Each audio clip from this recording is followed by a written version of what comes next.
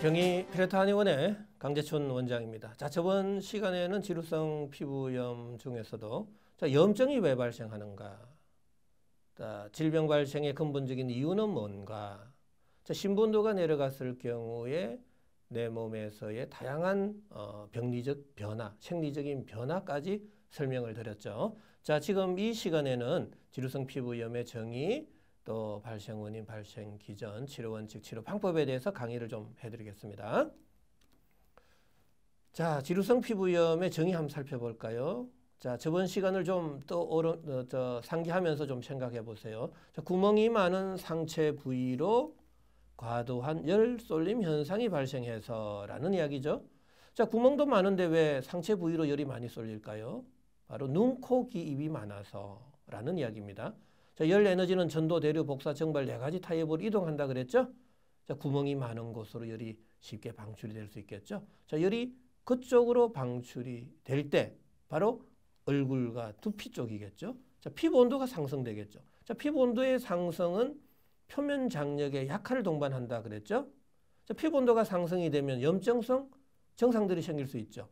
자, 발적, 발진, 홍반, 홍조, 그 다음에 따가움, 화끈거림, 심한 경우는 통증, 색소 침착, 이런 염증성 증상들이 생길 수가 있고요. 자, 모공이 다칠 경우는 우리가 열 에너지 방출이 안 될 때 가려움증이 생긴다 그랬죠. 자, 그 다음에 피부로의 수분 공급량이 줄어들 때는 피부 세포 간의, 각질 세포 간의 점착성이 줄어들게 되면 인설, 각질, 비등과 같은 증상들이 생긴다 그랬죠. 자, 그 다음에 두피에는 모근이 많이 발달되어 있습니다. 자, 모근 주변에 피부 온도가 올라가면 모낭염이 되고요. 자, 모낭염에 의해서 모근이 약해지겠죠. 바로 그때 탈모까지 나타날 수 있다라는 이야기입니다. 자, 이러한 열 에너지 쏠림이 얼굴이나 두피 쪽으로 너무 많이 쏠리면서 다양한 이러한 염증성의 증상이 나타날 경우, 자, 지성과 건성이 동반되는 증상이 나타나는데 바로 그러한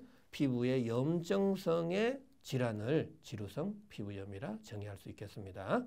자, 좀 기존의 의학과는 좀 다른 부분은 있지만 그래도 대동소이합니다. 그러나 저희 입장에서는 세포 열 에너지학적 관점에서 바라보기 때문에 치료 방법이 좀 달라질 수 있다라는 의미에서 정의를 좀 달리 해본 것입니다. 자, 그러면 지루성 피부염의 발생 원인 한번 살펴볼까요? 자, 발생 원인은 뭐라고요? 세포의 손상이죠. 세포의 손상은 세균과 바이러스뿐만 아니라 너무나 다양한 요인들이 개입될 수 있는 거 맞죠? 자, 중금속, 독성 물질도 될 수 있고요. 자, 환경 여건 중에서도 온도, 습도, 압력의 차이에 의해서 우리가 지금 비행기를 타면 고공으로 올라가면은, 높은 산으로 올라가면은 저산소증에 걸리죠. 자, 저산소증, 압력은 낮아지죠. 저기압이 되죠. 그러면 0.7기압일 때와 지상의 1기압일 때의 혈류 속도가 달라지는 겁니다. 자, 혈류 속도의 저하는 내 몸속 온도가 낮아질 수 있죠. 자, 몸속 온도의 저하는 모공이 닫히죠. 모공이 닫히면 어느 한쪽으로 열이 쏠리죠. 자, 피부 온도 올라가죠. 그때 눈, 코, 귀, 입이 많은 얼굴 쪽으로 열이 쏠릴 경우는 지루성 피부염이 생길 수도 있다라는 이야기입니다. 자, 이거는 직접적으로 계속 바로 생긴다는 게 아니라 내가 일상 생활하는 과정 속에서 세포의 손상이 일어날 수 있는 그러한 요인들을 정리해 놓은 겁니다. 그래서 너무나 제 입장에서는 다양하기 때문에 한번 전체적으로 썸머리를 좀 해드리고 있는 겁니다. 자, 음식에 있어서도 너무나 다양한 요인들이 영향을 줄 수 있다는 이야기입니다. 자, 음식 중에서도 너무 pH가 낮거나 높거나 딱딱하거나 부드럽거나 그 다음에 점성이 높거나 낮거나 영양은 다 주겠죠. 자, 굉장히 중요한 이야기입니다. 자, 한번 좀 보시고요. 그 다음에 그렇다면 이 염증 발생의 원인, 자, 지루성 피부염의 발생 기전을 한번 쭉 보실까요? 도식해 보면, 자, 세포의 손상이 일어나는 거죠. 자, 세포의 손상은 너무나 다양하다 그랬죠. 그런데 여기서 좀 짚고 넘어가야 될 것은 압력, 온도, pH입니다. 자, 이 세 가지는 세포 손상을 일으키는 3대 요인입니다. 우리가 쉽게 교통사고가 당해서 염증이 생기죠. 단순한 타박상이라 할 수도 있겠지만 세포에 손상을 일으키는 것은 맞죠. 그럼 압력이죠, 압력. 충격에 의해서 세포에 손상이 일어나는 겁니다. 너무나 빈번하게 일어날 수 있다는 이야기입니다. 자, 그 다음에 온도. 우리가 일상적인 생활하는 과정 속에서 이 온도의 변화는 너무나 일반적이죠. 너무나 다양하게 일어날 수 있습니다. 내 지금 방 안의 온도, 거실의 온도, 내 사무실의 온도 다 다르다는 사실입니다. 그러한 적절한 온도가 맞지 않을 경우는 세포의 기능 저하, 심지어는 세포의 손상까지 일어날 수 있다는 이야기입니다. 자, 세포의 손상이 일어나는 순간 세포 내 미토콘드리아에서의 ATP의 합성의 장애가 생기는 거죠. 자, ATP 합성 장애는 열 발생량의 감소로 이어지는 거죠. 자, 그렇다면은 뇌를 포함한 오장육부의 온도, 바로 심부 온도가 내려가게 되고, 심부 온도의 저하는 체온 조절 중추 시상 하부에서 명령을 내리게 되는 겁니다. 빨리 체온을 정상화시켜라. 빨리 모공을 닫아라. 손발 끝에서 모공이 다친다라는 사실이죠. 자, 그 이후에 밥을 먹고 활동을 하면 열은 발생하는데 열이 원활하게 방출이 안 되는 거죠. 자, 그럼 강제적으로 열을 빼내야 되는 거죠. 바로 그때 가려움증이 생기는 거죠. 자, 굉장히 중요한 겁니다. 가려움증은 왜 생긴다? 모공이 다쳐서 열이 방출이 안 되기 때문에 생긴다라는 이야기고요. 자, 모공이 다치게 되면은 피부 말초로의 수분 공급량이 줄어들고, 자, 각질과 각질 사이에 점착성이 줄어든다 그랬죠. 자, 피부는 건조, 인술, 각질, 비듬과 같은 건조성에 또 탈락성의 증상들이 생길 수 있다라는 이야기죠.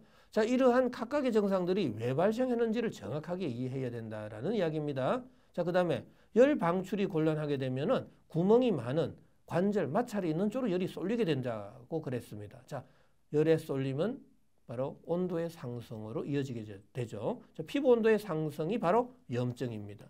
자, 염증은 염증인데 온도가 올라가면 올라갈수록 표면 장력은 약해지는 거죠. 압력과 밀도가 낮은 공간으로 밀어내는 힘이 세지게 되죠. 조직의 변형이 오죠. 자, 구진, 농포, 또 피지선의 비대, 종대가 올 수 있다라는 이야기입니다. 자, 이런 피부 온도의 상승으로 발적, 발진, 따가움, 화끈거림. 자, 그 다음에 두피 쪽으로 열이 쏠릴 경우는 두피 모낭염과 탈모까지 생길 수 있죠. 자, 그 외에도 건조, 인술, 각질, 비듬이 생기는 이 전반적인 증상이 나타났을 경우 바로 지루성 피부염이다라고 우리가 볼 수 있겠죠. 자, 지루성 피부염 왜 이렇게 발생하는지 우리가 좀 이해될 수 있겠죠. 자, 그 다음. 자, 지루성 피부염의 증상을 한번 살펴볼까요? 자, 근성, 지성의 인설 및 황색반이 생길 수 있다라는 이야기입니다. 왜 근성이 되고 또 지성은 왜 될까요? 라고 한번 생각해 볼까요? 자, 근성은 피부에서의 모공이 다친 거죠. 자, 심부온도가 내려가면서 체열의 방출을 줄이기 위해서 모공을 닫아버리죠. 그러면 땀의 분비가 안 된다 그랬죠. 그래서 근성이 오는 거고요. 자, 지성이라는 것은 열이 어느 한쪽으로 쏠리게 되는 겁니다. 자, 환부로 쏠리게 된다라는 이야기입니다. 자, 환부로 쏠릴 때는 여러 가지 노폐물과 또 피지들이 많이 분비가 될 겁니다. 그때 지성에 인설이 동반된다라는 이야기입니다. 자, 그 다음에 황색반이죠. 황색반. 이거는 우리가 온도가 올라가면 우리가 아주 발적이 될 경우는 적색반이 되겠고, 온도가 조금 더 낮아져서 올라갈 경우는 황색반이 되는 겁니다. 자, 적색과 황색의 차이는 온도의 차이입니다. 자, 그 다음에 지방성 비강진, 홍반, 가피를 형성한다라는 이야기죠. 자, 어느 정도 이해가 되시죠? 자, 두피에 비듬, 탈모가 유발될 수 있다. 지금까지 설명한 거 다 이해가 될 겁니다. 자, 그 다음에 눈, 미간, 귀, 안면부에 구진성 발진이 생긴다. 자, 피부 온도가 올라가면 발진이 되죠. 자, 구진은 왜 생긴다? 피부 온도의 상승은 표면 장력의 약화를 동반하죠. 자, 그러니까 조직에 윤기가 생기면서 피부 온도가 올라가는 거, 구진성 발진이 되는 거죠. 자, 그 다음에 소양감, 상열감, 피부 발적이 생긴다. 자, 이러한 전반적인 증상들 우리가 이해할 수 있을 겁니다. 자, 소양감은 왜 생긴다? 모공이 다쳐서 열이 방출이 안 되니까. 자, 상열감 왜 생기죠? 구멍이 많은 곳으로, 자, 눈, 코, 귀 있는 곳으로 열이 올라가겠죠. 자, 손, 발 끝에서부터 모공이 다치니까 그 이후에 밥을 먹고 활동을 하면 열은 발생하는데 그 열은 구멍이 많은 곳, 상체 쪽으로 열이 쏠리는 과정 속에서 상열감이 발생할 수 있다라는 이야기입니다. 자, 이 하나하나의 증상을 이해할 때 자, 치료 방법 너무나 쉬울 수 있겠죠? 자, 그러면은 지루성 피부염에 대한 궁금증 한번 풀이해 볼까요? 자, 구진성 발진이 왜 생길까요? 라는 이야기입니다. 아니, 아무런 뭐 잘못도 없는데 일상적인 생활을 하고 있는데 왜 조직이 융기가 되고 발진이 되느냐 말이죠. 바로 그것은 내 생활하는 그 상황 속에서 세포의 손상을 받았고 그때 심부온도가 내려가면서 모공이 다치게 되었다. 모공이 다친 이후에 밥을 먹고 활동을 하면 열은 발생을 하게 되는데 어느 한쪽으로 열이 확 쏠리게 될 때 피부 온도가 올라갔다라는 이야기죠. 자, 피부 온도의 상승은 표면 장력의 약화를 동반하고 조직의 변형이 왔다. 그때 융기성의 구진성의 발진이 생겼다. 자, 발진은 피부 온도의 상승이라 그랬죠. 자, 긁으면 피부가 따갑고 화끈거리는 이유는 뭘까요? 자, 긁는 순간 피부에 마찰열이 생기죠. 자, 마찰열에 의해서 모공은 그 부위에서 모공이 확 열리게 되죠. 그럼 다른 부위에 모공은 닫혀져 있는데 긁은 부위에 확 열이 쏠리게 됐죠. 자, 열 쏠림 현상은 피부 온도의 상승을 동반하죠. 자, 피부 온도가 상승이 되면 바로 따갑고 화끈거리게 된 이유가 되는 거죠. 자, 외부에서 열을 가하지 않는데도 따갑고 화끈거리는 이유, 내 몸 속에서의 열 에너지가 쏠려서 피부 온도가 올라가서 화상을 입는 것 같은 증상이 나타난 것입니다. 라는 이유입니다. 자, 상체, 두피, 얼굴로 염증이 잘 생기는 이유. 자, 얼굴에서 다양한 증상들이 많이 생깁니다. 여드름, 모낭염, 지루성 피부염, 주사비, 안면 홍조.